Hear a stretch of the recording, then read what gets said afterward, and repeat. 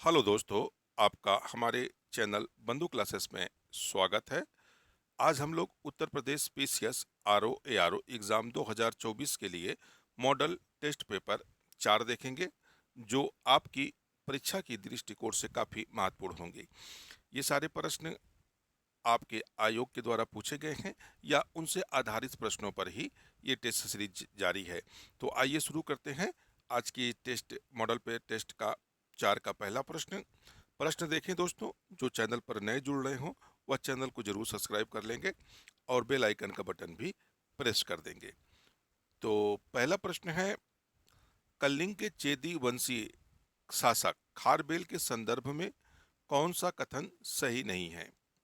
पहला कथन दिया, पहला है, इसका हाथी गुम्फा अभिलेख नाहरों की जानकारी देने वाला प्रथम अभिलेखी साक्ष्य है। हाथी गुम्फा अभिलेख में बौद्ध भिक्षुओं को ग्राम दान दिए जाने का उल्लेख है। इसने पांड्य शासकों के यहाँ गधे से हल चलवाया था। डी विकल्प है, इनमें से कोई नहीं। तो अगर हम बात करें खारबेल का हाथी गुम्फा अभिलेख के बारे में, तो हाथी गुम्फा अभिलेख में बौद्ध भिक्षुओं को ग्राम दान दिए जाने का उल्लेख मिलता है। तो यहाँ बौद्ध भिक्षुओं को ग्राम दान दिए जाने के स्थान पर किसको ग्राम दान देने की बात की गई है? इसमें जैन भिक्षुओं को। किसको बात की गई है? तो जैन भिक्षुओं को ग्राम दान दिए जाने का इसमें उल्लेख मिलता है। और यह खारबेल की उपलब्धियों की जानकारी प्रदान करता है। और इसी अभिलेख में हमें पहली बार महापदम नंद के द्वारा कलिंग में नहर खुदाने जाने का उल्लेख भी प्राप्त होता है। यह ऐसा अभिलेख है जिसमें नहरों के साक्ष्य के रूप, पहला अभिलेखी साक्ष्य के रूप में हमें उपलब्ध होता है। और इसी अभिलेख में दक्षिण भारत के 3 राज्यों चेर, चोल और पांडे राज्यों का उल्लेख होता है। ये भी कहा जाता है कि इसी अभिलेख में कि खारबेल के द्वारा पांड्य शासकों के से गधों से हल चलाने का भी उल्लेख हमें प्राप्त होता है। तो आपका सही उत्तर क्या हो जाएगा? बी वाला उत्तर सही हो जाएगा, क्योंकि हाथी गुंथा अभिलेख में जैन भिक्षुओं को ग्राम दान दिए जाने का उल्लेख है, न कि बौद्ध भिक्षुओं को। तो सही उत्तर कौन सा हो जाएगा? बी वाला उत्तर सही हो जाएगा। अगला प्रश्न देखते हैं। अगला प्रश्न है, निम्नलिखित में से कौन सा एक कथन क्षेत्रीय परिषदों का लक्षण नहीं है? यह एक संविधिक निकाय है। क्षेत्रीय परिषदों की स्थापना राज्य पुनर्गठन अधिनियम 1956 के अंतर्गत की गई। चंडीगढ़ केंद्र शासित प्रदेश होने के कारण क्षेत्रीय परिषद में शामिल नहीं किया गया है। क्षेत्रीय परिषदों का कार्य विभिन्न क्षेत्रों में आपसी हित के मामलों पर चर्चा तथा सिफारिशें करना है। तो अगर हम बात करें क्षेत्रीय परिषदों की, तो ये एक संविधिक निकाय है और इसकी स्थापना जो है राज्य पुनर्गठन अधिनियम 1956 के अंतर्गत की गई थी। इसके अंतर्गत 5 क्षेत्रीय परिषदों का, यानी कितने, 5 क्षेत्रीय परिषदों का गठन किया गया है। परिषदों का गठन किया गया है और इसको पहली बार 1990 में पहली बार इसका गठन किया गया था। और इसमें केंद्र शासित प्रदेशों को शामिल भी किया जाता है। जैसे इसमें कह रहा कि चंडीगढ़ शामिल नहीं है, जबकि चंडीगढ़ क्या है? उत्तरी, यानी उत्तरी क्षेत्रीय परिषद में, उत्तरी क्षेत्रीय परिषद में शामिल है। उत्तरी क्षेत्रीय परिषद में यह शामिल है। तो इसमें कौन सा सही नहीं है? तो आपका उत्तर हो जाएगा सी, यानी चंडीगढ़ केंद्र शासित प्रदेश होने के साथ साथ यह उत्तरी क्षेत्रीय परिषद में शामिल है, ना कि ना शामिल है। तो उत्तर आपका क्या सही होगा? सी वाला उत्तर सही हो जाएगा। और क्षेत्रीय परिषदों का जो पहली बार गठन हुआ था 1990 में हुआ था, ये भी बात हमें ध्यान रखनी है। अगला प्रश्न देखते हैं। अगला प्रश्न है, निम्नलिखित राज्यों के समूहों में से कौन एक महाराष्ट्र राज्य की सीमा बनाता है? गुजरात, मध्य प्रदेश, तेलंगाना, कर्नाटक, गोवा। गुजरात, मध्य प्रदेश, झारखंड, तेलंगाना, कर्नाटक, गोवा। गुजरात, राजस्थान, छत्तीसगढ़, आंध्र प्रदेश, कर्नाटक, गोवा, या गुजरात, मध्य प्रदेश, छत्तीसगढ़, तेलंगाना, कर्नाटक या गोवा। तो महाराष्ट्र की अगर हम लोग बात करें तो महाराष्ट्र की जो सीमाएं हैं 6 भारतीय राज्यों से बनाती हैं। कितने राज्यों से बनाती हैं? 6 भारतीय राज्यों से बनाती हैं, जिसमें से गुजरात है, मध्य प्रदेश है, छत्तीसगढ़ है, तेलंगाना है, कर्नाटक है और गोवा है। तो आपका सही उत्तर कौन सा हो जाएगा? डी वाला उत्तर सही हो जाएगा, गुजरात, मध्य प्रदेश, छत्तीसगढ़, तेलंगाना, कर्नाटक और गोवा। अगला प्रश्न देखते हैं। अगला प्रश्न है, निम्नलिखित कथनों पर विचार करें। बौद्ध ग्रंथ अगुत्तर निकाय में 16 महाजनपदों का वर्णन मिलता है। दूसरा कथन है, उत्तरी पंचाल की राजधानी कंपिल और दक्षिणी पंचाल की राजधानी अहिच्छत्र थी। सही कथन या कथनों का चयन करें, केवल एक, केवल दो, एक तथा दो दोनों, न तो एक न ही दो। तो बौद्ध ग्रंथ अगुत्तर निकाय और जैन ग्रंथ भगवती सूत्र में हमें 16 महाजनपदों का उल्लेख मिलता है। तो यह स्टेटमेंट क्या है? बिल्कुल सही है। तो हमें जो 16 महाजनपद मिलते हैं उनमें से पंचाल एक ऐसा महाजनपद था जिसकी 2 राजधानियां थी। जैसे उत्तरी उत्तरी पंचाल की अगर राजधानी क्या थी? कंपिल थी, तब दक्षिण पंचाल की राजधानी अहिच्छत्र थी। तो ये भी स्टेटमेंट क्या दिया हुआ है? सही दिया है। तो हमारा उत्तर क्या हो जाएगा? एक तथा दो दोनों सही हैं। तो सही उत्तर कौन सा होगा? सी वाला सही उत्तर हो जाएगा। अगला प्रश्न देखते हैं। अगला प्रश्न है, यूनानी राजदूत मेगास्थनीज के अनुसार डायनोसिस और हेराक्लीज हैं इंद्र और यम, कृष्ण और शिव, शिव और कृष्ण या अग्नि और वरुण। तो मेगास्थनीज के अनुसार यमुना नदी के किनारे स्थित सौर सेनोई एक जाति थी, उसका नाम था सौर से नोई। यह एक जाति थी सौर सेनोई। मेगास्थनीज के अनुसार यह जो थी हेराक्लीज यानी शिव, हेराक्लीज यानी आपके शिव, और हेराक्लीज यानी डायनोसिस यानी शिव, और हेराक्लीज मतलब कृष्ण। कृष्ण के क्या करते थे? पूजा करते थे। यह उल्लेख किसके द्वारा मिलता है हमें? मेगास्थनीज की एक किताब है इंडिका में यह उल्लेख मिलता है। तो आपका सही उत्तर हो जाएगा शिव और कृष्ण हो जाएगा। आइए अगला प्रश्न देखते हैं। अगला प्रश्न है, निम्नलिखित कथनों पर विचार करें। गंगा डॉल्फिन IUCN की लुप्त प्रजाति श्रेणी में आती है। दूसरा कथन है, भारत में यह असम, उत्तर प्रदेश और बिहार राज्य में पाई जाती है। आपको बताना है कि कौन सा कथन सही है। केवल एक, केवल दो, एक तथा दो दोनों, न तो एक न ही दो। तो गंगा डॉल्फिन IUCN की लुप्त प्राय श्रेणी में शामिल है। तो अभी हाल ही में IUCN की ने गंगा डॉल्फिन को लुप्त प्रजाति की श्रेणी में शामिल किया है। तो यह स्टेटमेंट क्या है? सही स्टेटमेंट दिया हुआ है। भारत में असम, उत्तर प्रदेश, बिहार, इसके अलावा मध्य प्रदेश और पश्चिमी बंगाल यानी मध्य प्रदेश MP और पश्चिमी बंगाल में भी गंगा डॉल्फिन पाई जाती हैं। तो उत्तर जो 2 स्टेटमेंट है ये भी आपका क्या है? सही है। तो आपका सही कथन क्या हो जाएगा?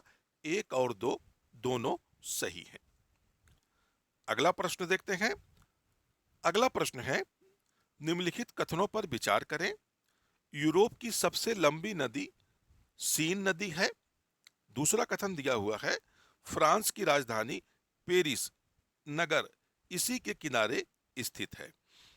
तो यूरोप की जो सबसे लंबी नदी, तो आपको वही बताना है कि कौन सा कथन सही है। केवल एक, केवल दो, एक तथा दो दोनों, न तो एक और ना ही दो। तो यूरोप की जो सबसे लंबी नदी है सीन नदी ना होकर कौन सी नदी है? बोल्गा नदी है। वो बोल्गा नदी है। बोल्गा नदी जो है यह यूरोप की सबसे लंबी नदी है। फ्रांस की राजधानी पेरिस जो है यानी पेरिस या सीन नदी के तट पर स्थित है। किसके नदी पर स्थित है? तो सीन नदी के तट पर फ्रांस की राजधानी पेरिस स्थित है। तो इस हिसाब से देखा जाए तो आपका जो स्टेटमेंट बनेगा वो सही वाला स्टेट बन जाएगा, केवल दो, यानी फ्रांस की राजधानी सीन नदी पर स्थित है। तो आपका उत्तर क्या हो जाएगा, केवल दो सही है। आइए अगला प्रश्न देखते हैं। अगला प्रश्न है, मीठे पानी की झील जिसके पूर्वी तट पर पोर्ट रेडियम स्थित है, ग्रेट बियर झील, ग्रेट स्लेव झील, अस्थावा का झील या उपरोक्त में से कोई नहीं। तो यह ग्रेट बियर झील है जिसके पूर्वी तट पर पोर्ट रेडियम स्थित है। तो उत्तर कौन सा सही होगा, ए वाला उत्तर सही हो जाएगा, ग्रेट बियर झील हो जाएगा। अगला प्रश्न देखते हैं। अगला प्रश्न है, निम्नलिखित कथनों पर विचार करें। कैबिनेट मिशन 24 मार्च 1946 को भारत आया था। दूसरा कथन है, इसका लक्ष्य भारत के लिए संविधान तथा एक अस्थाई सरकार की क्या करना था, स्थापना करना था। सही कथन या कथनों का चयन करें। केवल एक सही है, केवल दो सही है, एक तथा दो दोनों सही हैं, ना तो एक और ना ही दो सही हैं। तो कैबिनेट मिशन भारत की यात्रा पर 24 मार्च 1946 को भारत आया था। इसका उद्देश्य भारत में पूर्ण स्वराज्य लाना था तथा इसका लक्ष्य भारत के लिए एक नया संविधान तथा एक अस्थायी सरकार की स्थापना करना था। तो इसमें दिए हुए दोनों स्टेटमेंट क्या है, सही है, यानी यह भारत 24 मार्च 1946 को आया था। इसका जो लक्ष्य था भारत के लिए संविधान तथा एक अस्थायी सरकार की स्थापना करना था। तो इसमें कौन सा उत्तर सही हो जाएगा, सी वाला उत्तर सही हो जाएगा, एक तथा दो दोनों सही हैं। आइए अगला प्रश्न देखते हैं और अगले प्रश्न की तरफ बढ़ते हैं। तो अगला प्रश्न है, दीवाने मुस्तखराज संबंधित है कृषि से, वित्त से, दान से या इनमें से कोई नहीं। तो दीवाने ए मुस्तखराज की स्थापना अलाउद्दीन खिलजी के द्वारा की गई थी। किसके द्वारा की गई थी, तो अलाउद्दीन अलाउद्दीन अलाउद्दीन खिलजी के द्वारा इस विभाग की स्थापना की गई थी और इसका जो संबंध था वह किससे था, वित्त विभाग से था। यानी जो दीवाने मुस्तखराज था, इसका संबंध दीवाने रसालत विभाग के अंतर्गत यह काम करता था। इसका संबंध वित्त विभाग से था। इसके अगर कार्यों की बात की जाए तो इसका प्रमुख कार्य क्या था, वसूल किए गए कर का हिसाब रखना था। तो आपका सही उत्तर क्या हो जाएगा, वित्त से, यानी जो दीवाने मुस्तखराज था इसका संबंध वित्त से है और इसकी स्थापना अलाउद्दीन खिलजी के द्वारा की गई है। अगला प्रश्न देख लेते हैं। अगला प्रश्न है, निम्नलिखित युग्मों में कौन सा एक सही सुमेलित नहीं है। एक तरफ युद्ध दिया है, दूसरे तरफ वर्ष दिया हुआ है। हल्दी घाटी का युद्ध 1576 ईस्वी में, तालीकोटा का युद्ध 1665 ईस्वी में, तराइन का द्वितीय युद्ध 1192 ईस्वी में, चंदावल का युद्ध 1194 ईस्वी में। तो आपको यह बताना है कि कौन सा सही सुमेलित नहीं है। तो आपका सही उत्तर हो जाएगा बी वाला, सही सुमेलित नहीं है, क्योंकि तालीकोटा का जो युद्ध था 1665 ईस्वी में ना होकर यह 1565 ईस्वी में लड़ा गया था। यह जो युद्ध था विजयनगर साम्राज्य और बहमनी साम्राज्य की संयुक्त सेनाओं के मध्य हुआ था, जिसमें विजयनगर साम्राज्य क्या हुआ था, पराजित हो गया था। अगर हम लोग हल्दी घाटी के युद्ध की बात करें तो हल्दी घाटी का जो युद्ध था अकबर और राणा प्रताप के मध्य लड़ा गया था। कब, 1576 ईस्वी में। तराइन के द्वितीय युद्ध के बारे में अगर हम बात करते हैं तो तराइन का द्वितीय युद्ध था यह मोहम्मद गोरी और पृथ्वीराज चौहान के मध्य लड़ा गया था, जिसमें पृथ्वीराज चौहान क्या हुआ था, पराजित हो गया था। चंदावल का युद्ध जो था वह 1194 ईस्वी में मोहम्मद गोरी और जयचंद्र के मध्य लड़ा गया था। तो आपका सही उत्तर हो जाएगा बी वाला, तालीकोटा का जो युद्ध है वह 1565 ईस्वी में लड़ा गया था। अगला प्रश्न देख लेते हैं। अगला प्रश्न है, निम्नलिखित में से कौन सा एक कथन मौलिक कर्तव्यों के संबंध में सत्य नहीं है। यह मूल संविधान का हिस्सा है, ये संविधान के भाग 4 का में वर्णित हैं। ये सोवियत संघ के संविधान से प्रेरित हैं तथा 86वें संविधान संशोधन 2002 द्वारा 11वें मौलिक कर्तव्यों को जोड़ा गया था। तो मौलिक कर्तव्य के संबंध में कौन से कथन सही नहीं है?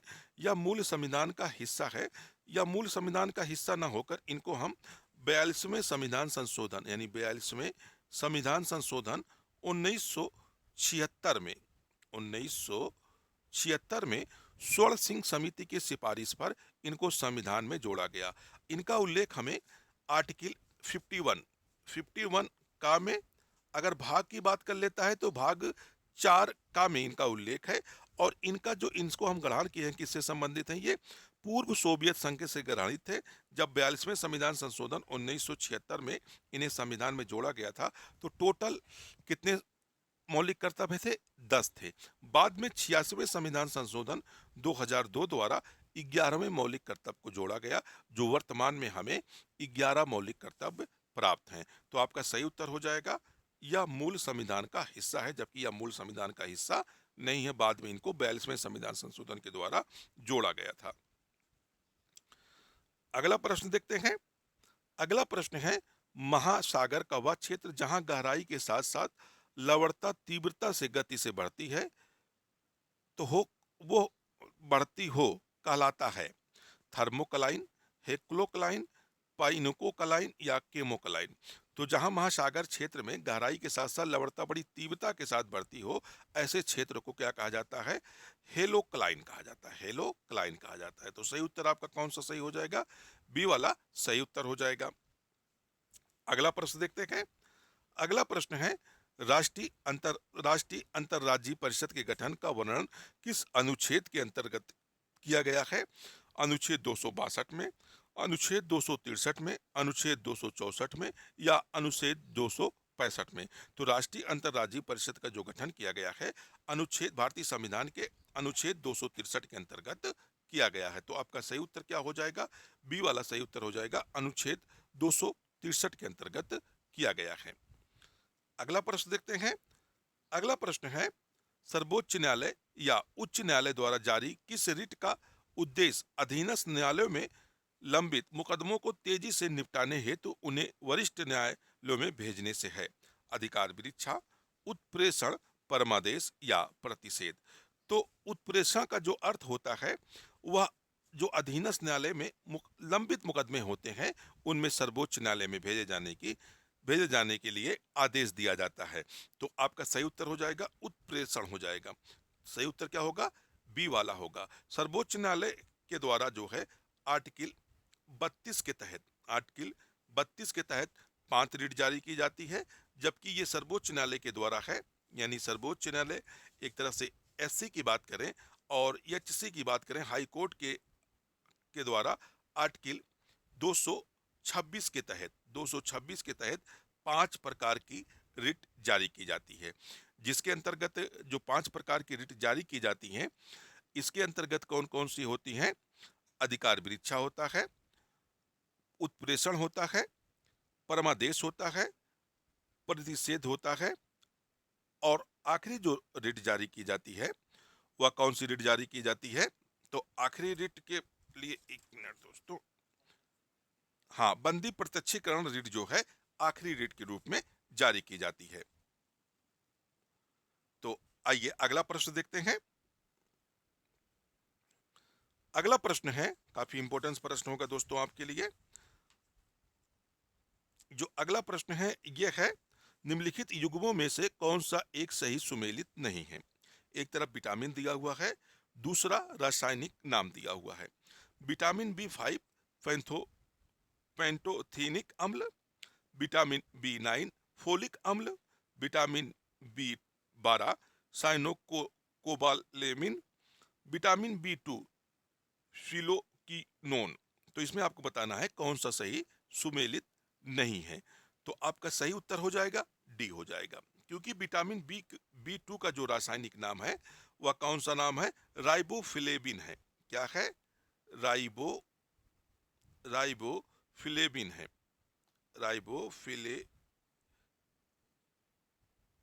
राइबोफ्लेविन है। तो आपका सही उत्तर हो जाएगा डी वाला। अगला प्रश्न देखते हैं। अगला प्रश्न है, सल्तनत काल के निम्नलिखित प्रशासनिक विभागों में से कौन सा एक फिरोज शाह तुगलक से संबंधित नहीं है? दीवाने बंदगान, दाउर उल सफा, दीवाने अमीर कोही या दीवाने इस्तिहाक। तो फिरोज शाह तुगलक ने सोच जन कल्याण कार्यों के लिए कई सारे डिपार्टमेंट यानी विभागों की स्थापना की थी, जिनमें से दीवाने बंदरगाह था, दाउर उल सफा थी, दीवाने इस्तिहाक था। लेकिन दीवाने अमीर कोही की बात करें तो इसकी स्थापना मोहम्मद बिन तुगलक के द्वारा की गई थी। मोहम्मद बिन तुगलक ने तुगलक ने तुगलक ने इस विभाग की स्थापना की थी। तो आपका सही उत्तर हो जाएगा सी वाला सही उत्तर हो जाएगा। दीवाने अमीर कोही का संबंध फिरोज शाह तुगलक से नहीं है। अगला प्रश्न देखते हैं और अगला प्रश्न है, हाल ही में खबरों में रहा सिंकुला पास किस राज्य में स्थित है? उत्तराखंड, अरुणाचल प्रदेश, सिक्किम, हिमाचल प्रदेश। तो सिंकुला पास जो है या सिंकुला टनल जो है या हिमाचल प्रदेश में स्थित है। आपका सही उत्तर हो जाएगा डी वाला हिमाचल प्रदेश हो जाएगा। क्योंकि दोस्तों अभी हाल ही में बीआरओ के द्वारा सिंकुला टनल का निर्माण कार्य शुरू किया गया है। इसी कारण जो है यह चर्चा में आया था। यह जो टनल है सिंकुला टनल जो है एचपी यानी हिमाचल प्रदेश की एचपी हिमाचल प्रदेश की लाहौर घाटी लाहौर घाटी से और लद्दाख यानी लद्दाख के जास्कर घाटी के मध्य स्थित है। जास्कर जास्कर घाटी के मध्य स्थित है। यह 16,500 कितना 16,580 16,580 फीट की ऊंचाई पर स्थित है। आइए अगला प्रश्न देखते हैं। अगला प्रश्न है, वैश्विक डिजिटल भुगतान प्लेटफॉर्म वीजा ने किसे भारत में नए कंट्री मैनेजर के रूप में नियुक्त किया है? अभय कुमार, सुजाई रैना, विक्रम सक्सेना या दीपक आनंद को। तो जो वैश्विक डिजिटल भुगतान प्लेटफॉर्म वीजा ने अभी हाल ही में सुजाई रैना को भारत में कंट्री मैनेजर के रूप में नियुक्त किया है। तो किसे नियुक्त किया है? सुजाई रैना को नियुक्त किया है। अगला प्रश्न देखते हैं। अगला प्रश्न है, हाल ही में स्कूल ऑन व्हील्स पहल की राज्य में शुरू की गई है? असम, मणिपुर, गुजरात या हिमाचल प्रदेश।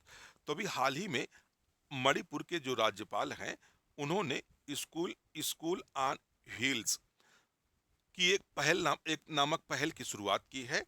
इसका जो प्रमुख उद्देश्य है, जो अभी हाल ही में जो घटना एक तरह से कहा जाए विद्रोह हुआ था कुकी और मैतेई के मध्य मणिपुर में, जो कैंपस में बच्चे रह रहे हैं उनको स्कूल की शिक्षा प्रदान करना, उसी का नाम रखा गया है स्कूल ऑन व्हील्स रखा गया है।